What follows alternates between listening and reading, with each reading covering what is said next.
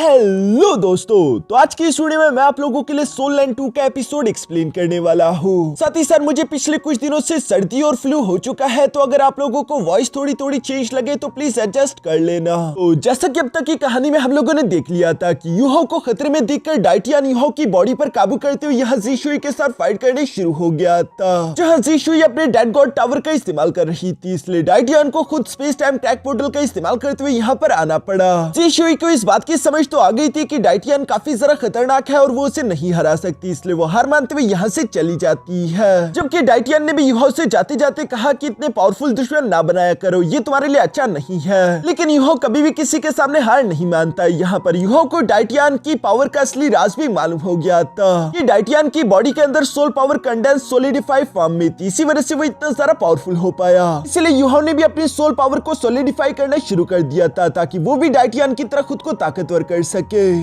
अब आगे तो नेक्स्ट एपिसोड की शुरुआत यहाँ पर बिल्कुल उसी सीन से शुरू होती है, जहाँ यूहो बैठकर अपनी सोल पावर को सोलिडिफाई कर रहा था और वो एक छोटे से टोर्नेडो फॉर्म में कन्वर्ट हो गई थी। इसके बाद यूहो सोचने लगा कि क्या होगा अगर मैं इस सोलिडिफाइड सोल पावर के अंदर अपनी मेंटल स्पिरिचुअल पावर भी इंजेक्ट कर दूं। जो सोचते यूहो ने फिर से अपनी डेस्टिनी आई एक्टिवेट करके अपनी मेंटल स्पिरिचुअल पावर को भी उस टोर्नेडो के अंदर इंजेक्ट कर दिया, जिसकी वजह से उसकी स्ट्रेंथ और भी ज्यादा इंक्रीज हो गई और वो बहुत ही तेजी के साथ आसपास की सोल पावर को मैग्नेटिक फील्ड की तरह अपनी तरफ खींचने लगा, जो कि आसपास की स्पेस को भी इफेक्ट कर रही थी। यूहो से देखते हुए अपने मन में कहने लगा कि ये डाइटियान की बॉडी के अंदर मौजूद उस ब्लैक होल की तरह है, लेकिन इसका साइज काफी छोटा और प्योरिटी अभी कम है। ये टोर्नेडो काफी तेजी के साथ घूमता हुआ आसपास की सोल पावर को कंडेंस करके अपने अंदर इकट्ठा कर रहा था, जिसे यूहो फिलहाल के लिए अपनी बॉडी के अंदर एब्सॉर्ब नहीं कर सकता, क्योंकि यूहो को डर था कि वो इसे हैंडल नहीं कर पाएगा और ये कंडेंस सोल पावर उसकी बॉडी के अंदर किसी भी टाइम एक्सप्लोड कर सकती है। इसी बारे में सोचते हुए यूहो यहाँ एक खुले मैदान जंगल में आ जाता है ताकि अगर एक्सप्लोजन हो भी तब भी कोई इफेक्ट ना पड़े, और वो इस टोर्नेडो के फुल पोटेंशियल को एक्टिवेट कर देता है, जो कि काफी तेजी के साथ आसपास की एनर्जी को अपने अंदर सक कर रहा था। कई हजार मीटर तक की एनर्जी को ये टोर्नेडो तेजी के साथ अपने अंदर सक कर रहा था, जिसकी वजह से इसका साइज और स्पीड लगातार बढ़ती जा रही है। ये साइज और स्पीड इतना तेजी के साथ बढ़ता जा रहा था कि अचानक वो टोर्नेडो अनस्टेबल हो जाता है और हम देखते हैं कि वहां पर एक बहुत बड़ा ब्लास्ट हो गया, जिससे दूर से स्टारलू एम्पायर की आर्मी देखकर हैरान होते हुए कहती है कि आखिर वो क्या था, क्या ये दुश्मन का कोई हमला है?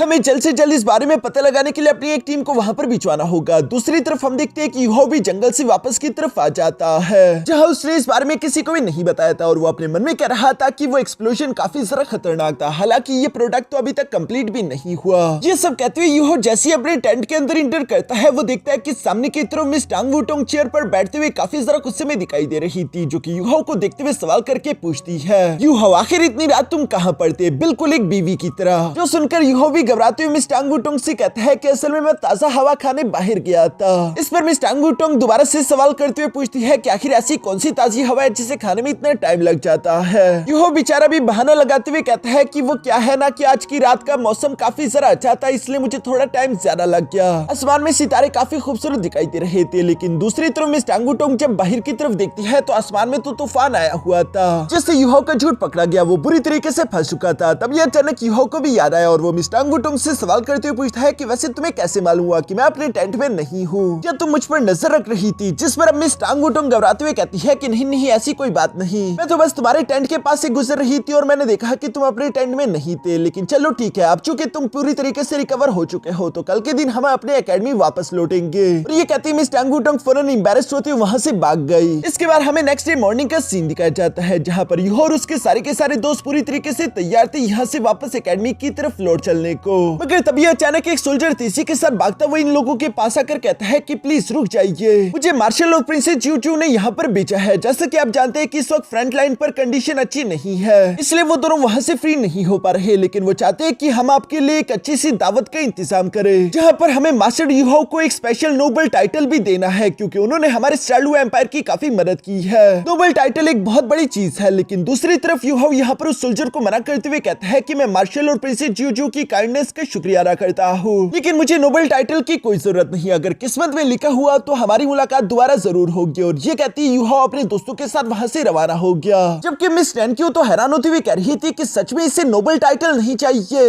ये लड़का कितना अजीब है। इसके बाद नेक्स्ट सीन में हम देखते हैं जहाँ ये सब लोग शेक एकेडमी की तरफ बढ़ रहे थे। रास्ते में उड़ते हुए ज़ू सेंशी यूहाओ से कहता है कि हम पिछले 3 घंटों से लगातार उड़ रहे हैं, चलो नीचे उतरकर थोड़ा आराम कर ले। जिस पर मिस नैनक्यू भी खुश होते हुए कहती है कि हाँ हम आराम करेंगे, साथ ही यूहाओ तुम्हें हमारे लिए ग्रिल फिश भी बनानी होगी, जिसके लिए यूहाओ मान गया। और ये लोग एक नहर के किनारे उतर गए, जहाँ पर यूहाओ ने कुछ मछलियां पकड़कर उन्हें ग्रिल करना शुरू कर दिया था। मिस टांगुटोंग यहाँ यूहाओ की तरफ देखते हुए अपने मन में सोच रही थी कि पता नहीं आखिर ये लड़का हर वक्त खोया खोया सा क्यों दिखाई देता है। दूसरी तरफ यूहाओ भी यहाँ पर ग्रिल फिश तैयार करने के बाद अपने दोस्तों से कहता है कि फिशेस तैयार हो गई, तुम लोग इसे खा सकते हो। मैं थोड़ी प्रैक्टिस करने के लिए जा रहा हूँ, प्रैक्टिस करने के बाद ही मैं अपनी ग्रिल फिश खाऊंगा। और ये कहती यूहाओ वहाँ से उठ चला। पीछे की तरफ बाकी के सब लोग तो यूहाओ के बनाए हुए ग्रिल फिश को एंजॉय कर रहे थे, जहाँ पर मिस टांगुटोंग ग्रिल फिश को इस बार चखते हुए कहती है कि सिस्टर नैनक्यू, क्या तुम्हें नहीं लगता कि इस बार की ग्रिल फिश पहले से कुछ अलग है? जिस पर मिस नैनक्यू जवाब देते हुए कहती है कि नहीं, मेरी ग्रिल फिश तो बिल्कुल पहले की तरह टेस्टी और डिलीशियस है। क्योंकि मिस यांगनेन समझ गई थी, वो मिस टांगुटोंग को जवाब देते हुए कहती है कि असल में मसला हमारी ग्रिल फिश में नहीं बल्कि तुम्हारी ग्रिल फिश में है। पिछली दफा यूहाओ मिस टांगुटोंग को मिस वांगडोंग समझ रहा था और इसी वजह से उसने मिस टांगुटोंग के लिए एक स्पेशल फिश तैयार की थी, लेकिन इस बार वो बाकी के नॉर्मल ग्रिल फिश की तरह है, इसलिए मिस टांगुटोंग को थोड़ा सा अलग महसूस हो रहा था। इसके बाद हम देखते हैं कि ये लोग दोबारा से अपना सफर शुरू कर देते हैं और आखिरकार कुछ देर के सफर के बाद ये लोग शेक एकेडमी पहुंच गए थे, जहां पर यूहाओ ब्रदर ज़ू सेंशी से कहने लगा कि आप लोग टैंक सेट की तरफ जाए, पहले मुझे सी गॉड पेविलियन जाकर एल्डर ज़ुआद से कुछ बात करनी है, उसके बाद मैं वापस आ जाऊंगा। जिस पर ब्रदर ज़ू सेंशी भी एग्री करता है और हम देखते हैं कि यूहाओ और मिस टांगुटोंग सी गॉड पेविलियन की तरफ रवाना हो गए, जहां सी गॉड पेविलियन में आकर यूहाओ को काफी खुशी हो रही थी। उसे ऐसा महसूस हो रहा था जैसे कि लंबे अरसे के बाद यूहाओ अपने घर आ चुका हो। वो यहाँ पहुंचने के बाद सबसे पहले मिस टांगुटोंग को अलविदा करते हुए कहता है कि मुझे अब एल्डर ज़ुआन से जाकर मिलना है, अगर किस्मत में हुआ तो हमारी दोबारा मुलाकात होगी। और ये कहती यूहाओ फौरन वहां से उड़ चला, जबकि मिस टांगुटोंग यूहाओ को जाते हुए देखकर अपने मन में कह रही थी कि टांगुटोंग आखिर तुम्हें हो क्या चुका है, तुम इस लड़के की आखिर इतनी परवाह क्यों करती हो, ऐसा नहीं चल सकता। इसी तरीके से मिस टांगुटोंग भी खुद को समझा रही थी। दूसरी तरफ हम देखते हैं कि यूहाओ यहाँ पर सी गॉड पेविलियन में उस गोल्डन ट्री के सामने आ गया, जहाँ पर वो उसे एल्डर मू वन कहकर पुकार रहा था, क्योंकि इस ट्री के अंदर एल्डर मू की सोल मौजूद है। यूहाओ कहता है कि मैं वापस आ चुका हूँ और एल्डर मू आप यकीन नहीं करेंगे कि इस ट्रिप में मेरी मुलाकात किसी और से नहीं बल्कि एल्डर यी जी शुई से हुई थी, जो कि सन मून एम्पायर के लिए काम करती है और वो कोई और नहीं बल्कि सन मून एम्पायर की डेड गॉडेस डोलू बन चुकी है। एल्डर मू, अगर आप मेरी बात सुन पा रहे हैं तो प्लीज मुझे जवाब दे। तभी अचानक यूहाओ को पीछे से एल्डर ज़ुआन की आवाज सुनाई दी, जो कि यूहाओ से कहने लगा कि मास्टर मून तुम्हें कोई भी रिस्पॉन्ड नहीं कर पाएंगे, क्योंकि पिछली बार बीस्ट टाइड के हमले को रोकने के लिए उन्होंने अपनी सोल एनर्जी को रिलीज किया था, जिस टाइम उनकी सोल डैमेज हो गई है। बेशक इस वक्त उनकी सोल एंशिएंट गोल्डन ट्री के अंदर तो है, लेकिन वो तुम्हें रिस्पॉन्ड नहीं कर पाएंगे। ये सब सुनने के बाद यूहाओ और मास्टर ज़ुआन यहाँ हॉल के अंदर आ जाते हैं, जहाँ मास्टर ज़ुआन यूहाओ से कह रहा था कि फिलहाल कॉन्टिनेंट में काफी ज्यादा तबाही मची हुई है। मैंने बिल्कुल भी सन मून एम्पायर से इतना सब कुछ एक्सपेक्ट नहीं किया था। मैं तो ये भी एक्सपेक्ट नहीं करता था कि ये जी शुई जिंदा होगी, और वो सिर्फ जिंदा ही नहीं बल्कि सन मून एम्पायर के साथ भी है, जिनके साथ लोंग ज़ियाओ ज़ियाओ यानी कि ब्लैक ड्रैगन पैलेस ही मौजूद है। और चूंकि सन मून एम्पायर के पास 2 लेवल 99 के अल्टीमेट डोलू मास्टर्स है, तो ये एक बहुत बड़ा खतरा है, क्योंकि ये 2 अल्टीमेट डोलू सोल मास्टर मिलकर इस पूरे के पूरे कॉन्टिनेंट को हिलाने की ताकत रखते हैं। ये सुनकर यूहाओ जवाब देते हुए कहता है, लेकिन हमारे पास तो एल्डर डी बूसी है ना, जो कि लास्ट टाइम अपना लेवल ब्रेक थ्रू करके लेवल 99 पर पहुंच चुके थे, वो एक लिमिट डोलू मास्टर है। इस पर एल्डर ज़ुआन जवाब देते हुए कहता है कि सन मून एम्पायर ने जब सरप्राइज अटैक टियानहुन एम्पायर पर किया था, तो उस सरप्राइज अटैक के दौरान एल्डर डी बूसी का कोर बुरी तरीके से डैमेज हो गया। इवन की बॉडी सेट के कई सारे यंगर जनरेशन के वॉरियर्स भी जान से मारे गए। इस वक्त डी बूसी बहुत ही बुरी तरीके से घायल है, वो हमारी ज्यादा मदद नहीं कर पाएंगे। उसमें फिलहाल इतनी ताकत नहीं कि वो ये जी शुई या फिर ब्लैक ड्रैगन का मुकाबला कर सके। सन मून एम्पायर के सरप्राइज अटैक ने सब कुछ बहुत ही बुरी तरीके से खराब कर दिया है। टियानहुन एम्पायर इतना ज्यादा थक चुका है कि अब उसके पास इतनी ताकत नहीं कि वो फाइट बैक कर सके। ये सुनकर यूहाओ मास्टर ज़ुआन से सवाल करते हुए पूछता है कि क्या हम छोटे छोटे सेक्ट मिलकर सन मून एम्पायर के खिलाफ कोई फोर्स या रेजिस्टेंस इकट्ठा नहीं कर सकते, इस तरह से शायद हम उनके खिलाफ टिक सके। वैसे भी यहाँ पर इस कॉन्टिनेंट पे टोटल 3 एम्पायर्स है। अगर सब पर सन मून एम्पायर ने कब्जा कर लिया तो ये किसी के लिए भी अच्छा नहीं होगा और सब लोग हमारे साथ इस अलायंस में इकट्ठा होना चाहेंगे।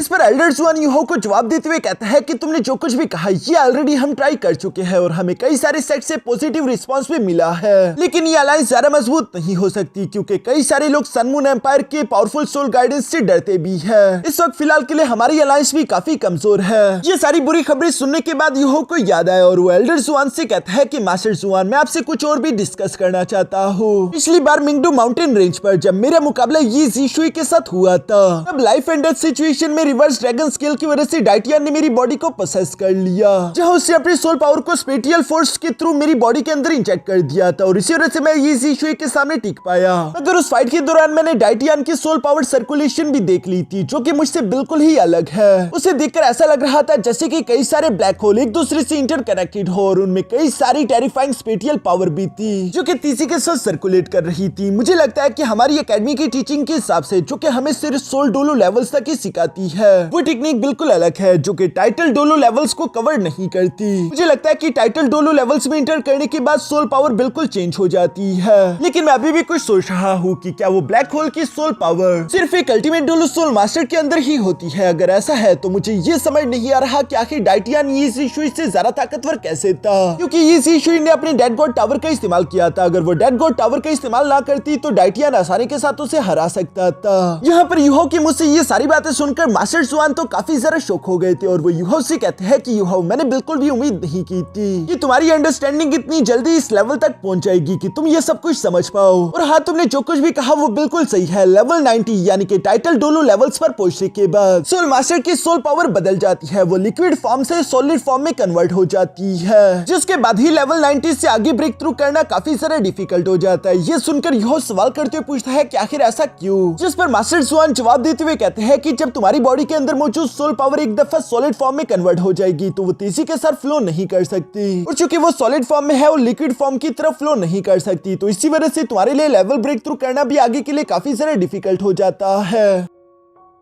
इसलिए तुमने देखा भी होगा कि कई सारे warrior title level Douluo soul master में इंटर करने के बाद बहुत ही मुश्किल के साथ अपने लेवल्स को ब्रेक थ्रू करते हैं। और वैसे भी टाइटल डोलो लेवल्स में ब्रेक थ्रू करने के लिए सोल पावर को सॉलिडिफाई करना उसकी फाउंडेशन के लिए जरूरी है। अपने सोल पावर को सॉलिडिफाई करने के बाद तुम उसे अपने मेंडेरियंस के एब्डोमिनल में रख लेते हो, जिससे सोल कोर के नाम से भी जाना जाता है। सोल कोर बेसिकली वही सॉलिडिफाइड सोल पावर है जो कि काफी तेजी के साथ रोटेट करते हुए बाहर की जितनी भी सोल पावर है वो सोल मास्टर के लिए इकट्ठा कर रही होती है ताकि वो उसे इस्तेमाल कर सके। इसी वजह से उनकी एनर्जी जल्दी से रिकवर हो जाती है और वो इतने सारा पावरफुल होते हैं। ये सारी बातें सुनकर यूहो अपने मन में कहता है कि और सबसे ज्यादा पावरफुल डाइटियन है। डाइटियन इतना ज्यादा पावरफुल इसलिए क्योंकि उसका जो सोल कोर है वो अभी भी फ्लो कर सकता है, इवन सॉलिडिफाई होने के बावजूद भी। जिस पर मास्टर जुआन जवाब देते हुए कहते हैं कि हाँ, तुमने सही कहा। डाइटियन की जो टेक्निक है वो बहुत ही ज्यादा सोफिस्टिकेटेड है जो कि गॉड से उसके ड्रैगन क्लैन को मिली थी। ये कहते हुए मास्टर जुआन भी यहाँ पर अपनी सॉलिडिफाइड सोल पावर का इस्तेमाल करते हुए उसे एक ब्लैक होल में कन्वर्ट करके यूहो को दिखाते हुए बताता है कि डाइटियन की इटर्नल सोल पावर स्टेट कुछ इस तरह की है। वो एक ब्लैक होल क्रिएट करते हुए लगातार उससे फ्लो करवाता है। जो ब्लैक होल इतना सारा पावरफुल है कि वो अपने मास्टर के लिए अनलिमिटेड पावरफुल एलिमेंटल फोर्स इकट्ठा करता रहता है ताकि उसका मास्टर उस एनर्जी को इस्तेमाल कर सके। लेकिन इस ब्लैक होल को भी मेंटेन करने के लिए बहुत ही पावरफुल स्पिरिचुअल फोर्स की जरूरत पड़ती है ताकि इसे कंट्रोल किया जा सके। इवन कि मैं भी इस ब्लैक होल के स्टेट को बस सिर्फ कुछ देर के लिए ही मेंटेन कर सकता हूँ, लेकिन डाइटियन हमेशा इसे इसके नॉर्मल स्टेट में ही रखता है। यही वजह कि डाइटियन और मेरे पावर लेवल का गैप इतना बड़ा है, वो इतना सारा पावरफुल है। ये सुनकर यूहो सवाल करते हुए पूछता है कि आखिर डाइटियन फिर उन ब्लैक होल को नॉर्मल स्टेट में कैसे रखता है। उसको इतनी सारा स्पिरिचुअल फोर्स की जरूरत पड़ती होगी, आखिर वो इतनी सारा स्पिरिचुअल फोर्स लाता कहां से होगा। जिस पर मास्टर जुआन जवाब देते हुए कहते हैं कि यही पर तो तुम गलत हो। असल में उसे ज्यादा स्पिरिचुअल फोर्स की जरूरत नहीं पड़ रही क्योंकि उसने एक सेकंड सोल कोर बना लिया है जो कि एक स्पिरिचुअल सोल कोर होगा। यहाँ पर सेकंड सोल कोर के बारे में सुनकर तो यूहो भी हैरान हो गया। इस पर मास्टर जुआन जवाब देते हुए कहते हैं कि सिर्फ अल्टीमेट डोलो सोल मास्टर ही 2 सोल कोर्स बना सकते हैं, जिनमें मास्टर मुइन, यी ज़ीशुई, ब्लैक ड्रैगन और डीबूसी भी एक थे, और सबसे आखिर में आता है डाइटियन। जहां पर इन सब अल्टीमेट डोलो सोल मास्टर ने 2-2 सोल कोर्स बनाए हैं, तभी ये ultimate Douluo soul master level तक पहुंच पाए। लेकिन सिर्फ डाइटियन को छोड़कर बाकी के सब लोगों का सेकंड सोल कोर पहले वाले सोल कोर से थोड़ा छोटा है, जिसकी वजह से उनका second soul core first soul core को कंप्लीमेंट नहीं कर पाता। लेकिन डाइटियन का सेकंड सोल कोर बिल्कुल फर्स्ट सोल कोर के बराबर है जो कि एक दूसरे को कंप्लीटली कॉम्प्लीमेंट करते हैं। यही उसकी ताकत का असली राज है। डाइटियन इस वक्त गॉडहुड के लेवल तक पहुंचने की ताकत ऑलरेडी अचीव कर चुका है, लेकिन उसे डिवाइन रेल्म से फिलहाल के लिए चूज नहीं किया गया। वैसे यूहो, जहां तक तुम्हारी बात की जाए, तुम्हारे पास भी ट्विन मार्शल सोल्स है। तुम्हारी ये ट्विन मार्शल सोल हमसे तुम्हें ज्यादा काबिल बनाते हैं। तुम हमसे ज्यादा आसानी के साथ अल्टीमेट डोलू लेवल तक पहुंच जाओगे। एक बार यूहो, जब तुम लेवल 90 को क्रॉस करके टाइटल लेवल डोलू सोल मास्टर बन जाओ, उसके बाद तुम अपने सोल कोर को तैयार कर लोगे और तुम्हें सेकंड सोल कोर एक स्पिरिचुअल सोल कोर बनाना होगा जो कि एक दूसरे को कॉम्प्लीमेंट कर सके। ऐसा करने के बाद तुम्हारी कल्टिवेशन काफी तेजी के साथ बूस्ट होगी। तुम्हारे लेवल के जितने भी कल्टिवेटर्स होंगे वो तुम्हारी बराबरी नहीं कर पाएंगे, क्योंकि यूहो के पास आइस जेट स्कॉर्पियन एम्प्रेस की मार्शल सोल और साथ ही साथ स्पिरिट आइस की मार्शल सोल है। तो यूहो के पास दोनों मेंटल स्पिरिचुअल पावर और नॉर्मल सोल पावर दोनों के सोल कोर्स आ जाएंगे। उसके पास 2 सोल कोर्स होंगे। ये सारी चीजें जब एल्डर जुआन यूहो को बता रहा था, तभी अचानक दूसरी तरफ यूहो सवाल करते हुए पूछता है कि क्या होगा अगर मैं बिल्कुल अभी के लेवल पर ही अपने एक सोल कोर जनरेट कर लूं? क्या इससे कोई प्रॉब्लम आ सकती है? जिस पर मास्टर जुआन यूहो को पलटकर जवाब देते हुए कहता है कि अगर तुमने अभी के स्टेज पर अपना एक सोल कोर जनरेट कर लिया तो बेशक इससे तुम्हें काफी फायदा तो हो सकता है। तुम्हारी कल्टिवेशन स्पीड बहुत ही ज्यादा तेजी के साथ बढ़ जाएगी, क्योंकि सोल कोर काफी तेजी के साथ आसपास की एलिमेंटल एनर्जी को एब्सॉर्ब करता है। लेकिन इससे एक प्रॉब्लम होगी, तुम लेवल 89 तक पहुंचने के बाद पूरी तरीके से फंस जाओगे, क्योंकि लेवल 90 में जाने के लिए तुम्हें सेकंड सोल कोर जनरेट करना होगा और सेकंड सोल कोर को जनरेट करना काफी ज्यादा डिफिकल्ट काम है। उसमें जितनी फोर्स चाहिए वो तुम्हारे लिए बहुत ही ज्यादा डिफिकल्ट हो जाएगा। यही तो वजह है कि कई सारे कल्टिवेटर लेवल 98 तक पहुंचने के बाद लेवल 99 तक नहीं जा पाते। वो वहीं पर हमेशा हमेशा के लिए स्टक हो जाते हैं, क्योंकि सेकंड सोल कोर को जनरेट करना इतना भी आसान काम नहीं। कई सारे कल्टिवेटर्स के लिए तो ये बिल्कुल इम्पॉसिबल है। लेकिन दूसरी तरफ यूहो तो हार मानने वालों में से नहीं। वो मास्टर जुआन से कहता है मैं फिर भी ट्राई करना चाहता हूँ, क्योंकि यूहो ने फैसला कर लिया था। इसलिए मास्टर जुआन जवाब देते हुए कहते हैं कि चलो ठीक है, मैं तुम्हें यहीं पर रुककर प्रोटेक्ट करूंगा, तुम अपना सोल कोर जनरेट करो। जो सुनकर यूहो वहीं पर बैठकर अपनी सोल पावर को बाहर की तरफ निकालकर सॉलिडिफाई करते हुए एक टोर्नेडो में कन्वर्ट करना शुरू कर देता है, जबकि मास्टर जुआन भी यूहो को देख रहा था।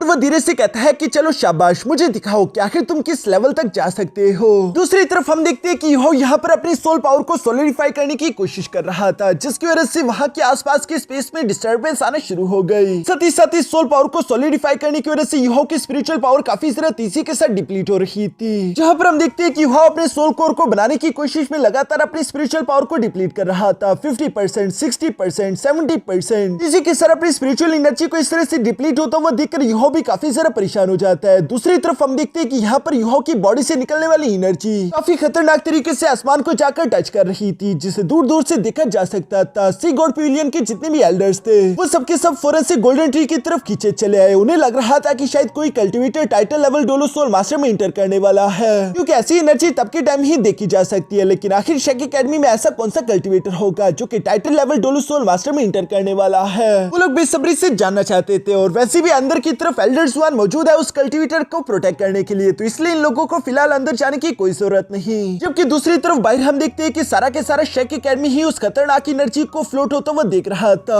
वो लोग भी हैरान होते हुए कह रहे थे कि आखिर ये सब क्या चल रहा है। सिर्फ मिस टांगू टोंगी समझ गई थी कि यकीनन ये यूहो ही होगा। दूसरी तरफ हम देखते हैं कि यूहो यहाँ पर अपनी बॉडी में सिर्फ एक ही ब्लैक होल को क्रिएट करते हुए अपनी 80% स्पिरिचुअल पावर को कंज्यूम कर चुका था। लेकिन इतनी सारी स्पिरिचुअल एनर्जी को कंज्यूम करने के बाद अचानक से यूहो का सर चकराने लगा। उसे ऐसा महसूस हो रहा था जैसे कि यूहो की सोल उस ब्लैक होल के अंदर खींची जाने वाली है, जो कि उसकी सोल को डैमेज कर देगी। मास्टर जुआन यूहो को आवाज देते हुए कह रहे थे कि यूहो जरा संभल कर, तुम अभी हार नहीं मान सकते, तुम्हारा आधा काम ऑलरेडी कंप्लीट हो चुका है। अगर तुमने इस लेवल पर अपने सोल कोर को जनरेट कर लिया तो तुम बहुत ही कम अरसे में लेवल 89 तक पहुंच जाओगे। तुम्हारी कल्टिवेशन स्पीड काफी ज्यादा तेजी के साथ इंक्रीज हो जाएगी। हाँ, बेशक लेवल 90 में इंटर करना तुम्हारे लिए डिफिकल्ट काम होगा, लेकिन यही तुम्हारे लिए एक बड़ी अपॉर्चुनिटी है, इससे जाया मत होने देना। दूसरी तरफ हम देखते हैं कि यूहो के सोल सी के अंदर भी एक बहुत बड़ा तूफान आया हुआ था, जिसे टियानमिंग, बिंग और स्नो एम्प्रेस देख रही थी। बाहर की तरफ एल्डर जुआन भी यहाँ पर यूहो की इस कंडीशन को देखते हुए समझ जाते हैं कि यूहो ऑलरेडी अपनी लिमिट पर पहुंच चुका है। मुझे लगता है कि यूहो कामयाब नहीं हो पाएगा। लगता है कि मुझे ही अपनी पावर का इस्तेमाल करते हुए यूहो की सोल पावर सॉलिडिफाई को आसमान की ऊंचाइयों तक पहुंचाना होगा, ताकि वो वहां पर ब्लास्ट कर सके। हम बेशक ऐसा करने की वजह से यूहो काफी बुरी तरीके से इंजर्ड हो जाएगा और उसे कई सारे हफ्ते लगेंगे दोबारा रिकवर होने के लिए।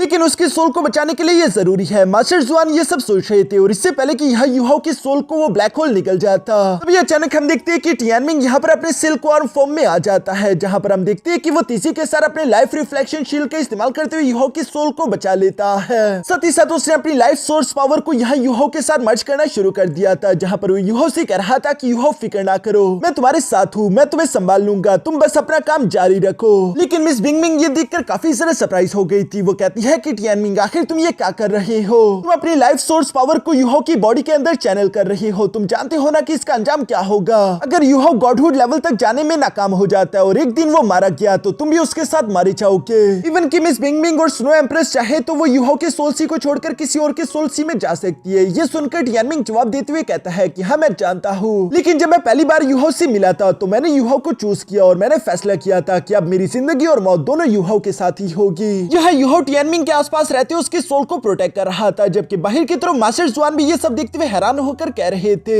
कि आखिर ये सब क्या चल रहा है। यूहाओ की ऑलरेडी स्पिरिचुअल और सोल पावर दोनों अपनी लिमिट तक पहुंच चुकी है, अब तो मैं बीच में इंटरफियर भी नहीं कर सकता वरना यूहाओ जान से मारा जाएगा। मगर दूसरी तरफ हम देखते हैं कि यूहाओ हार नहीं मानता और वो लगातार कोशिश करते हुए यहाँ पर अपनी डेस्टिनी आई की पावर एक्टिवेट कर लेता है, जहाँ यूहाओ ने अपनी बची कुछ सारी मेंटल स्पिरिचुअल पावर को इकट्ठा करते हुए फिर से सॉलिडिफाइड सोल पावर के अंदर इंजेक्ट कर दिया था और आखिरकार हम देखते हैं कि यूहाओ के सोल सी के अंदर एक बहुत बड़ा ब्लैक होल बन जाता है। जिस ब्लैक होल को देखकर यूहाओ खुश होते हुए कह रहा था कि इस ब्लैक होल में एंडलेस डार्कनेस एनर्जी है जो कि मेरी बॉडी के साथ कनेक्टेड है, मैं इसे फील कर पा रहा हूँ, ये एक नया एहसास है, क्या यही है मेरा सोल कोर। यहाँ पर यूहाओ अपने सोल कोर की तरफ देखता है और इसी सीन के साथ हमारा ये एपिसोड यहीं पर खत्म हो गया।